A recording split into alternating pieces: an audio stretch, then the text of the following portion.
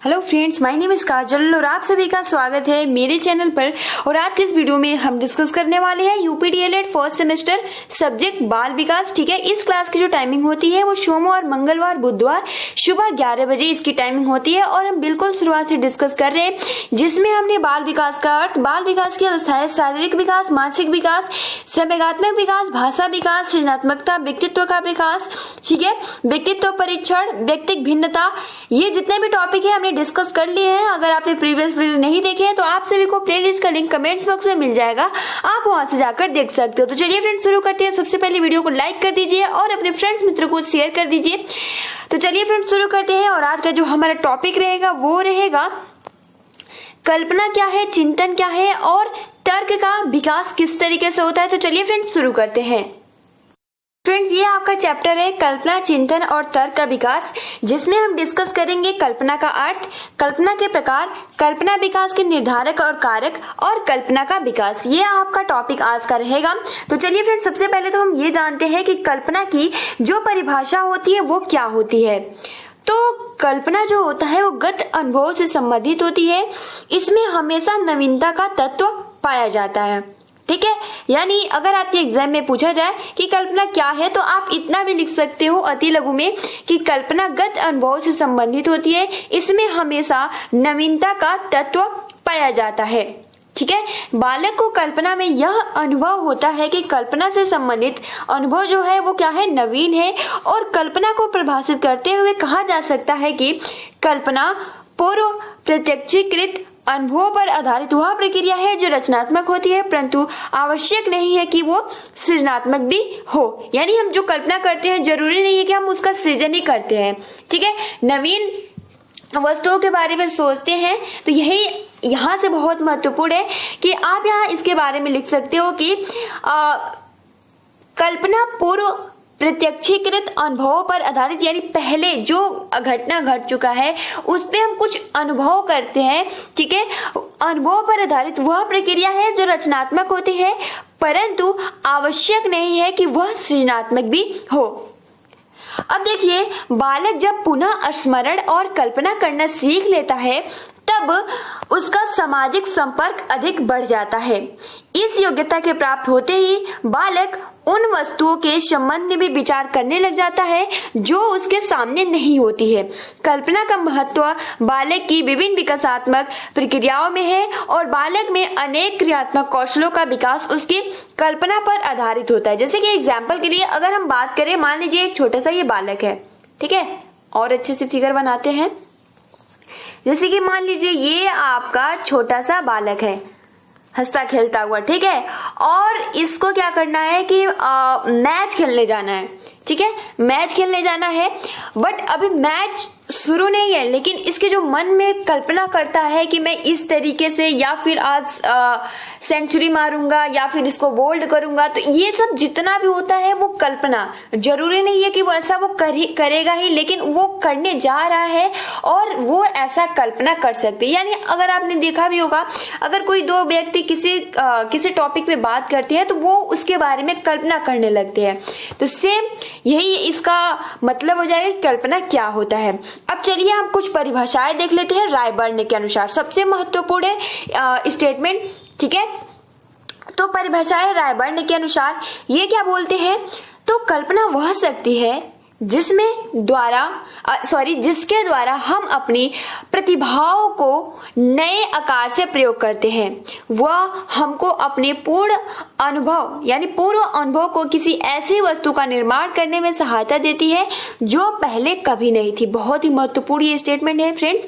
यानी रायबर्न के अनुसार ये बोलते हैं कल्पना वह शक्ति है जिसके द्वारा हम अपनी प्रतिभाओं, यानी जो भी आपके पास कौशल है उसको एक नए आकार के रूप में प्रयोग कर सकते हैं, और वह हमको अपने पूर्व अनुभवों को किसी ऐसी वस्तु का निर्माण करने में सहायता देती है जो पहले कभी नहीं थी, यानी अभी डिस्कस किया नवीन। ठीक है, नवीन रचनात्मक हो सकता है, लेकिन जरूरी नहीं है कि सृजनात्मक हो। अब देखिए अगला है मैकडूगल के अनुसार। इसमें बहुत सारे स्टूडेंट परेशान होते हैं कि जो ये मैकडूगल ने ये किस कल्पना दुरुस्त वस्तुओं के संबंध का चिंतन है, इसमें कंफ्यूज रहते हैं कि ये चिंतन का डिफिनीशन है या फिर कल्पना का। तो फ्रेंड्स ये कल्पना का डिफिनीशन है, ठीक है। मैकडूगल के शब्दों में कल्पना दुरुस्त वस्तुओं के संबंध का चिंतन है। अब उपयुक्त परिभाषाओं से यह स्पष्ट है कि कल्पना जो है वो एक मानसिक प्रक्रिया है, यह स्वतः ही चलती रहती है। इसका प्रयोग क्रमबद्धता पर निर्भर करता है।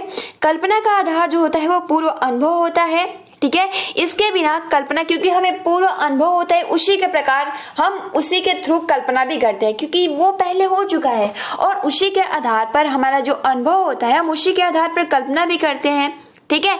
तो इसके बिना कल्पना साकार रूप नहीं ले पाती। कल्पना का प्रारंभ और अंत सृजन के लिए होता है। अब देखिए प्रश्न ऐसा पूछा जा सकता है कि कल्पना किसे कहते हैं, स्पष्ट कीजिए। तो आप लिख सकते हो बहुत ही कि कल्पना दुरुस्त वस्तुओं के संबंध का चिंतन है, या फिर रायबर्न कल्पना वह शक्ति है जिसके द्वारा हम अपनी प्रतिभाओं का नए आकार से प्रयोग करते हैं। वह हमको अपने पूर्व अनुभव को किसी ऐसी वस्तु का निर्माण करने में सहायता देती है जो पहले कभी नहीं हुआ हो। या आप ये भी लिख सकते हो कि कल्पना एक मानसिक प्रक्रिया है, यह स्वतः ही चलती है। इसका प्रयोग क्रमबद्धता पर निर्भर करता है और कल्पना का आधार पूर्व अनुभव होता है और इसके बिना कल्पना साकार रूप नहीं ले पाती है, ठीक है फ्रेंड्स। तो ये क्लियर हो गया। अब देखिए यहाँ अब स्टार्ट होता है कल्पना के प्रकार कौन कौन से हैं और आप इस चार्ट के थ्रू बहुत ही आसानी से समझ सकते हो। तो मैकडूगल ने कल्पना के कुछ प्रमुख प्रकार बतलाए हैं जो क्या है, निम्नांकित है। तो सबसे पहले जो कल्पना होता है, एक तो होता है सृजनात्मक कल्पना और दूसरा होता है आदानात्मक कल्पना, ठीक है।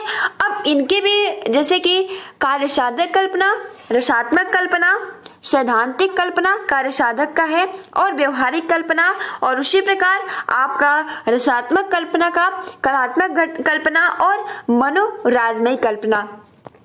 तो फ्रेंड्स सबसे पहले तो हम इन जितने भी चार्ट है आप इसको अच्छे से स्क्रीनशॉट ले लीजिए, ठीक है, क्योंकि बहुत ही महत्वपूर्ण है। अब देखिए हम जितने भी ये कल्पना है, सृजनात्मक कल्पना क्या है, आदानात्मक कल्पना क्या है, कार्य साधक कल्पना क्या है, ठीक है, रसात्मक कल्पना क्या है, सैद्धांतिक कल्पना क्या है, व्यवहारिक कल्पना क्या है, कलात्मक कल्पना क्या है, मनोराजमयी कल्पना क्या है, इसके बारे में थोड़ी से पॉइंट जो महत्वपूर्ण होंगे वो डिस्कस करेंगे। तो सबसे पहले तो है आपका सृजनात्मक कल्पना, यानी इस कल्पना का सृजन सीधा संबंध होता है। यानी जो इस कल्पना का जो मतलब ये जो कल्पना होता है ये सीधा आपके सृजन से संबंध होता है, सृजन से सीधा संबंध होता है। और इस कल्पना के आधार पर चित्रकार चित्र, कवि कविता, लेखक लेखन करता है। यानी उसके जो मन में जैसे आकृति बनती है, जैसा वो उसके बारे में सोचता है, उसी प्रकार का वो सृजन करता है, ठीक है। तो इसलिए हम इसे बोलते हैं सृजनात्मक कल्पना। यानी कवि को मान लो कि कोई कुछ कविता लिखना हो तो एक बार वो कल्पना करता है कि हाँ ऐसा हो सकता है, तो क्या करता है कि वो उसका सृजनित यानी आपको प्रत्यक्ष रूप से वैसा ही सृजन यानी चित्र बनाता है, ठीक है। अब देखिए अगला है आपका आदानात्मक कल्पना। ये क्या है? तो बालक जब दूसरे के कथन या कल्पना के आधार पर कल्पना करते हैं, यानी किसी दूसरे की स्टेटमेंट, ठीक है। जैसे कि मैं अभी आप सभी से बोली कि जैसे कि मैंगो का सीजन है, तो आपके मन में डायरेक्ट क्या होगा कि मैंगो आपके दिमाग में वैसे ही चित्र उसका आकार बन जाता है। ये आपको सोचने की जरूरत नहीं, क्योंकि आपने पढ़ा भी होगा शुरू में क्या बोला है कि मानसिक प्रक्रिया स्वतः ही, ठीक है। तो यही कह रहा है कि आदानात्मक कल्पना यानी बालक जब दूसरे के कथन या कल्पना के आधार पर कल्पना करता है तो यह कल्पना आदानात्मक कल्पना कहलाती है, यानी दूसरे के कथन पर कल्पना करना, ठीक है। अब देखिए तीसरा जो है वो है कार्य साधक कल्पना। ये क्या है? तो ज्ञान का विकास इसी कल्पना के आधार पर होता है और इसी प्रकार की कल्पना जो होती है वो जटिल समस्याओं के हल में सहायक होते हैं, ठीक है। यानी जो आपका कार्य साधक कल्पना होता है, ठीक है, यह ज्ञान का विकास इसी कल्पना के आधार पर होता है। जब उसके सामने कोई जटिल समस्या आती है तो उस जटिल समस्याओं को हल में सहायक होता है ये कल्पना। क्या? तो कार्य साधक कल्पना। और जो ये कल्पना होता है कार्य साधक 2 टाइप के होते हैं। इसमें सबसे पहला तो आता है सैद्धांतिक कल्पना, यानी उच्च कोटि के नियम, सिद्धांत आदि इस कल्पना के आधार पर प्रतिपादित होते हैं। और जो व्यवहारिक कल्पना होता है, यानी व्यवहारिक या क्रियात्मक बातों से संबंधित कल्पना व्यवहारिक कल्पना कहलाती है। व्यवहारिक जीवन में उपयोग में आने वाली वस्तुओं से संबंधित कल्पना का बालकों में जीवन में बहुत ज्यादा महत्व होता है। तो ये फ्रेंड्स बहुत ही महत्वपूर्ण है। कार्य साधक कल्पना, यानी जो आपका जो कार्य साधक कल्पना होता है, जब किसी बालक के सामने कुछ जटिल समस्या आ जाती है तो वो उसके हल के लिए, उसके निवारण के लिए कल्पना करता है। उसी प्रकार जो ये कल्पना होता है 2 टाइप्स का होता है, एक तो सैद्धांतिक कल्पना और दूसरा व्यवहारिक कल्पना। सैद्धांतिक कल्पना क्या होता है? तो इसमें उच्च कोटि के नियम, ठीक है, उच्च कोटि के नियम आदि सिद्धांत के द्वारा वो जो भी उसके सामने समस्या आती है उसको सॉल्व करने के प्रयास करता है। और जो व्यवहारिक कल्पना होता है, यानी उसके सामने जो भी वस्तु आती है उससे संबंधित कल्पना करता है और उसके सामने जो भी समस्या आता है उसका निवारण करता है। अब देखिए आपका 4th है रसात्मक कल्पना। तो रसात्मक कल्पना क्या है? इसी प्रकार की कल्पना को सौंदर्यात्मक कल्पना भी कहते हैं। इसके 2 प्रमुख प्रकार है। एक तो कलात्मक कल्पना, जिसमें नाटक, कविता, कहानी, चित्र आदि इसी कल्पना के आधार पर बनाए जाते हैं और एक लेखक ने अपनी कृति की रचना इसी कलात्मक कल्पना के आधार पर करता है। उसके बाद आता है मनोराजमय कल्पना, यानी इसी कल्पना के आधार पर एक लेखक अपनी कल्पना में स्वाभाविकता और नियंत्रण को भूलकर अपनी कल्पना तरंगों में गोते लगता है। तो फ्रेंड्स ये 4 आपको टाइप याद करना है, ठीक है। सृजनात्मक कल्पना, आदनात्मक कल्पना, कार्यसाधक कल्पना और रसात्मक कल्पना। तो फ्रेंड्स आप सभी को बहुत ही आसानी के साथ समझ में आ गया होगा कि कल्पना क्या है और कल्पना के प्रकार क्या है। अगर एग्जाम में आपके प्रश्न पूछे जाएंगे तो आप बहुत ही आसानी के साथ इनका आंसर कर सकते हो। फ्रेंड्स देखिए यहाँ ये नहीं पूछेगा कि सृजनात्मक कल्पना क्या है, आदनात्मक कल्पना क्या है, कार्यसाधक कल्पना क्या है। फ्रेंड्स कि पूछेगा तो पूछेगा केवल ये कि कल्पना क्या है, या फिर ये पूछ सकता है कि कल्पना के कितने टाइप्स हैं। और अगर ये भी पूछता है बाय द वे कि सृजनात्मक कल्पना क्या है, ये पूछ सकता है, तो आप बहुत ही आसानी से लिख सकते हो कि जो जैसे कि लेखक जो भी कल्पना करता है वैसे ही उसका सृजन करता है। ठीक है फ्रेंड, तो ये मैकडूगल के अनुसार है 4 टाइप। अब देखिए बोध प्रश्न, यानी मैकडूगल के अनुसार कल्पना के कितने प्रकार है। देखिए प्रश्न यहाँ ऐसे ही पूछ सकता है कि मैकडूगल के अनुसार कल्पना कितने प्रकार के होते हैं, तो 4 टाइप के होते हैं। ठीक है, कौन कौन से, तो अभी जस्ट हमने डिस्कस किया। अब देखिए कल्पना विकास के निर्धारक तत्व, यानी बच्चों में कल्पना का विकास निम्नलिखित तरीकों से किया जा सकता है। सबसे पहले तो भाषा ज्ञान का विकास करके, यानी भाषा का ज्ञान कल्पना के विकास में एक प्रमुख सहायक कारक है। जैसे जैसे बच्चों का भाषा का ज्ञान बढ़ता जाता है उसमें कल्पना करने की क्षमता भी बढ़ जाती है। बच्चा जब किसी कहानी को सुनता है तो अनेक शब्दों को सुनकर उनसे संबंधित चीजों की कल्पना कहानी सुनने के साथ साथ करता है। जब बच्चे के शब्द ज्ञान में वृद्धि हो जाती है तो वह शब्द के सहारे अनेक घटनाओं की कल्पना करने लगता है। तो एक तो ये तरीका है भाषा ज्ञान का विकास करके। दूसरा जो है वो है कहानी या कथाएं सुनकर, ये सबसे महत्वपूर्ण माना जाता है। तो बच्चों के कल्पना का विकास में कहानियां या कथाएं सहायक होती है। कहानियों से नए नए शब्दों का ज्ञान बढ़ता है, साथ ही कल्पना का भी विकास होता है। शिक्षक को इस बात का ध्यान रखना चाहिए कि जब कोई कहानी बच्चों को सुनाई जाए तो पूरे हाव भाव के साथ कहानी को आधे सुनाकर बच्चों से पूरी करवाई जाए, यानी बच्चे इस प्रकार अपनी कल्पना के माध्यम से कहानी को पूरी करेंगे। यानी अगर आप कोई कहानी सुनाते हो तो आधे में ही छोड़ दो, फिर आप उनसे कहो कि आप ये कहानी सुनाओ, इसको पूरा कर दो। इससे क्या होगा ना, उनका जो कल्पना है, कल्पना शक्ति का विकास होगा। ठीक है फ्रेंड्स, अब देखिए यहाँ आप सोच और विचार कर सकते हो कि आपने भी बचपन में कहानियां सुनकर कल्पना की थी। तो हर एक जितने भी बचपन में हर एक सबने किया होगा कल्पना। अब देखिए तीसरा जो है वो है अभिनय या कार्य भूमिका, यानी बालकों के कल्पना विकास को अभिनय भी महत्वपूर्ण ढंग से प्रभावित करता है। अभिनय के पात्र से बालक साहस, वीरता, नैतिकता, हास्य आदि सीखकर पात्रों के समान अपने जीवन को ढालता है। इससे उनका अनुभव और कल्पना शक्ति बढ़ती है और दूसरे अभिनय करके बालक स्वयं अनेक नए अनुभव प्राप्त करता है। उसके बाद है कविताएं, यानी बालकों के कल्पना विकास को कविताएं भी प्रभावित करती है। बहुत महत्वपूर्ण है।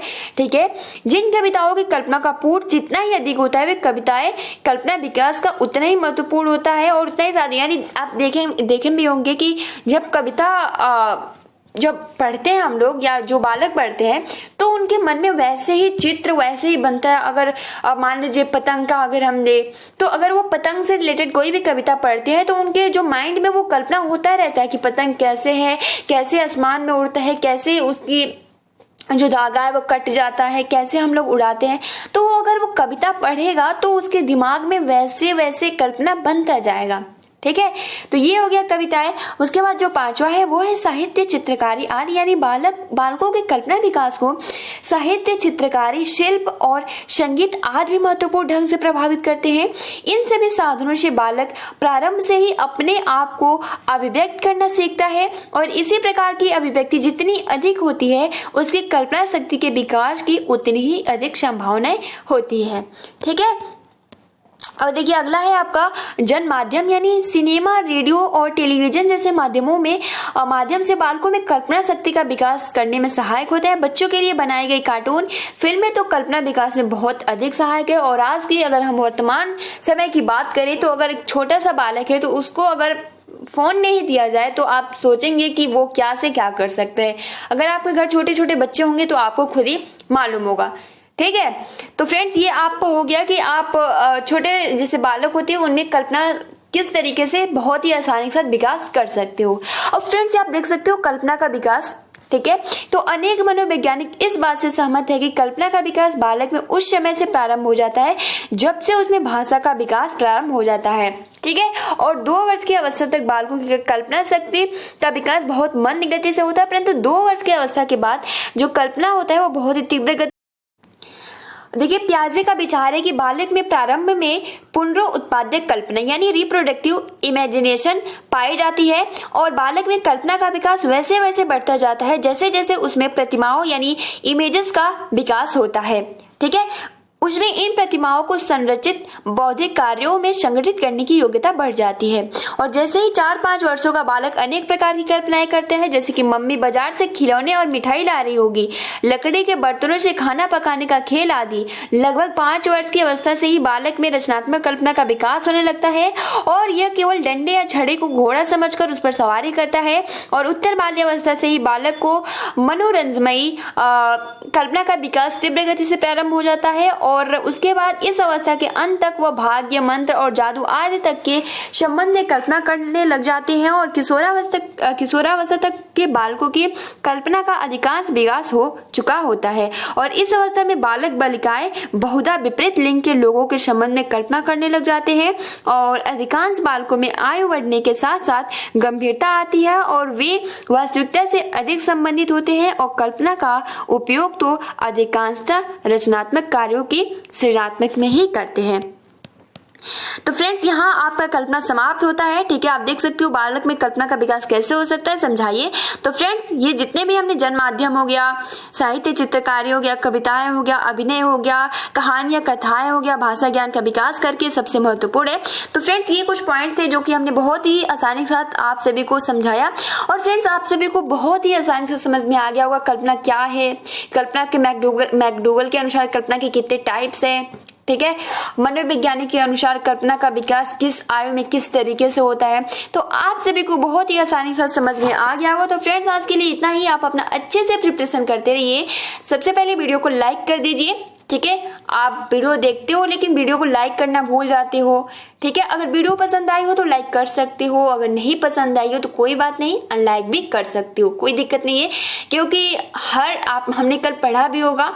ठीक है, सबका जो मानसिक होता है व्यक्तिगत भिन्नता पाई जाती है और इस पूरे दुनिया में अलग अलग तरीके के लोग हैं। ठीक है फ्रेंड्स, तो आज के लिए इतना ही, आप अपना अच्छे से प्रिपरेशन करते रहिए। तब तक के लिए thanks for watching, take care and best of luck.